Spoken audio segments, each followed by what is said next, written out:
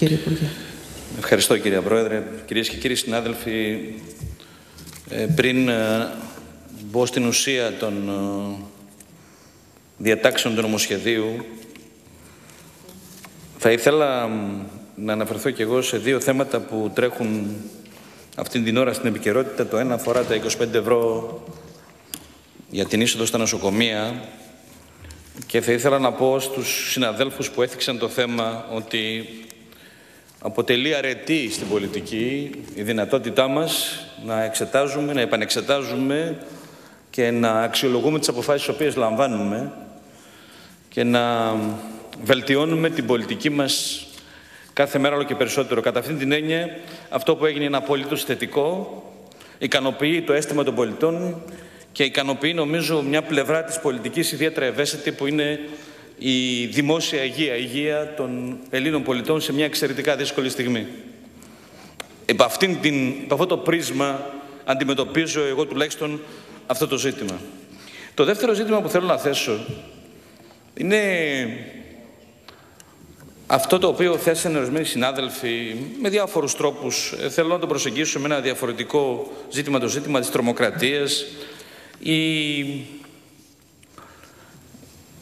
δραπέτευση κάποιου Ισοβίτη, ο οποίος είχε άδεια και δεν παρουσιάστηκε.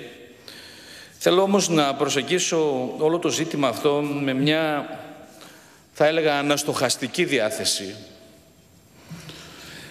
Πριν από 2 μήνες περίπου σκοτώθηκε από έναν μαχαιροβγάλτη ένα νέο παιδί, ο Παύλος Φίσας.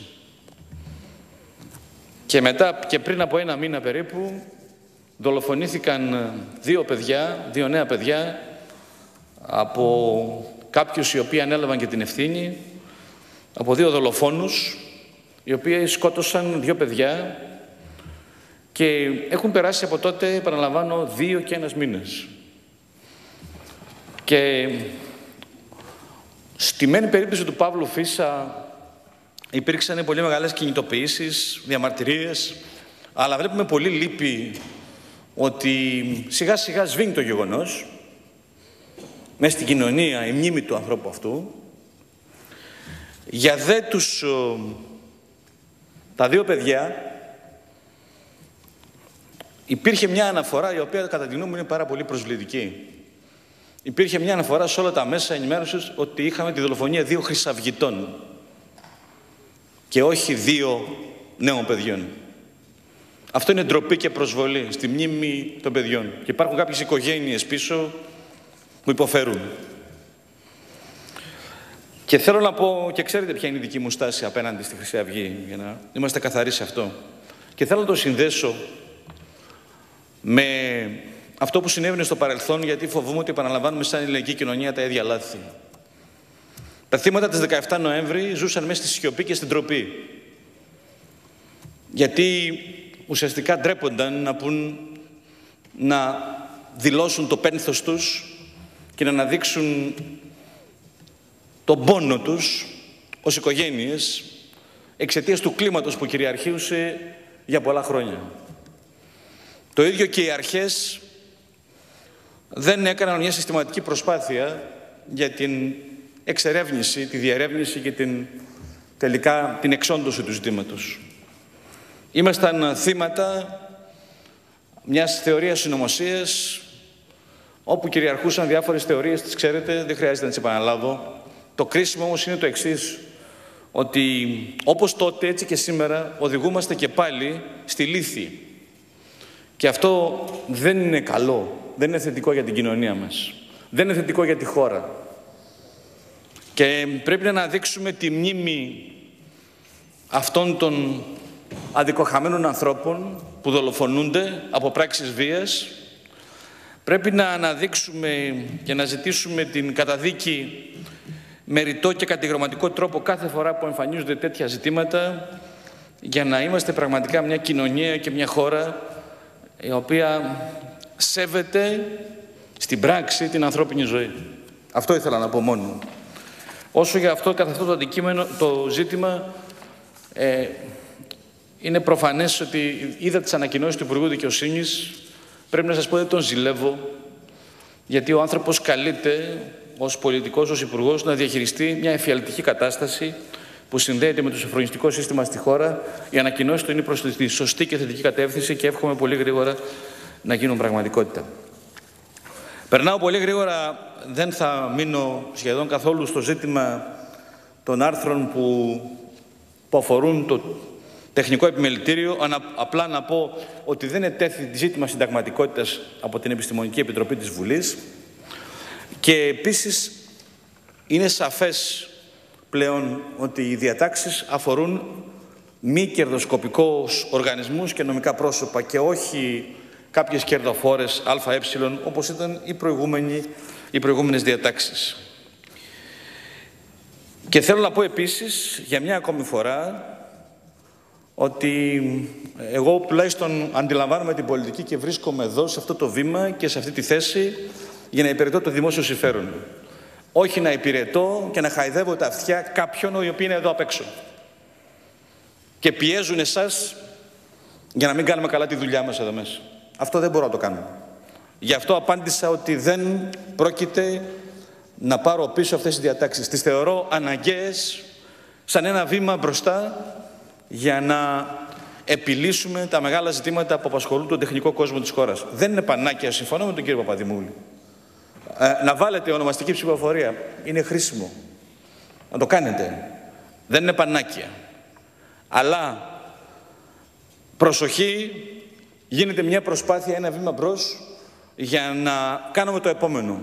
Δέχτηκα κάποιες προτάσεις τώρα που λένε ότι η Ένωση των Τεχνολόγων θα ζητάει να μπει στους φορείς αυτούς και να συμμετέχει. Ευχαρίστως. Με μια προϋπόθεση. Ότι δεν θα αποτελεί αυτό πρόσχημα για να μην γίνει τίποτα. Άρα λοιπόν δέχομαι να συμμετάσχουν οι φορείς αυτοί και όποιος άλλος φορέας θέλει, με την προϋπόθεση, επαναλαμβάνω, ότι θα είναι σαφές από τη διάταξη ότι αν αυτοί δεν θέλουν ή αν θέλουν να μπλοκάρουν τη δημιουργία αυτών των θεσμών, είναι προφανές ότι οποιοσδήποτε άλλος θέλει πρέπει να προχωρήσει. Εγώ συμφωνώ πάντως να συμμετέχουν και ζήτησα από τους συνεργάτες μου και τους συναδέλφους που το προτείνουν, που συνεργάζονται με τις ενώσεις, να προτείνουν όλες τις λύσεις. Επίσης, με το Υπουργείο έχουμε άριστες σχέσεις με τις υπηρεσίες μου και δεν αφαιρώ καμιά αρμοδιότητα. Και μιλάω και με τους διευθυντές, τους τμήματάρχες, τους υπαλλήλους και δεν υπάρχει κανένα ζήτημα. Υπάρχουν κάποιοι επαγγελματίες συνδικαλιστές εδώ απ' έξω, οι οποίοι μιλάνε εξ ονόματος του εαυτού τους. Και τους είπα θα τους καταγγείλω, και το λέω και σε εσάς τώρα, ότι θα προχωρήσω και σε άλλες καταγγελίες οι οποίες έχουν να κάνουν με το ρόλο κάποιων από αυτούς. Θα τελειώσω, κύριε Πρόεδρε. Και όταν λέω ρόλο δεν εννοώ τίποτε ανήθικο, εννοώ πολύ απλά ότι δεν μπορούμε να συνεχίσουμε να εργαζόμαστε έτσι στο δημόσιο. Θα τελειώσω γρήγορα, κύριε Πρόεδρε, την ανοχή σας παρακαλώ, 2 το πολύ λεφτά. Για την αρχή συντονισμού πτήσεων, ετέθη ένα ζήτημα, γιατί αλλάζουμε την αρχή, γιατί δεν αφήσαμε την παλιά. Γιατί απλούστατα η σύνθεση της παλαιάς δημιουργούσε προβλήματα, γιατί υπήρχε σύγκρουση συμφερόντων και υπήρχε επίσης πολλές φορές σύμπτωση συμφερόντων, δημιουργούνταν πλειοψηφίες οι οποίες υπονόμευαν ένα έργο το οποίο πολύ σωστά είπε προηγουμένως ο κύριος Βορίδης, είναι ένα εθνικό έργο. Το πτυτικό έργο της χώρας είναι ένα εθνικό έργο, είναι περιουσία, είναι επένδυση.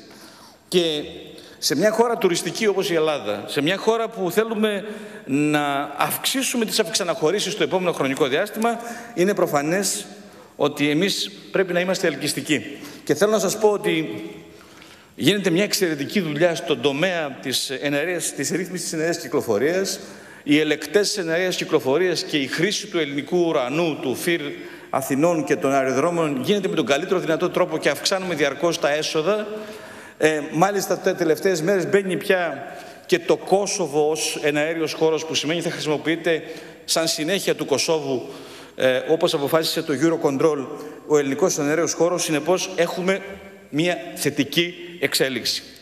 Σε ό,τι αφορά τον Βενιζέλο, θέλω να σας πω ότι ο Βενιζέλος είναι ένα πολύ μεγάλο περιουσιακό, εννοώ το αεροδρόμιο του Ελευθερίου Βενιζέλου, είναι ένα πολύ μεγάλο.